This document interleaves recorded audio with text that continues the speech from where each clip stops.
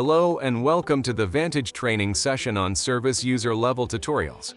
To change service mode settings, the user level must be service or configure. To log in at the service user level, please refer to the video session on entering the service user level. On the main screen of Vantage, press the black function key below the service button to access the service menu. Press the same key again to move on to the tutorial menu. This screen displays a list of available on-screen tutorials.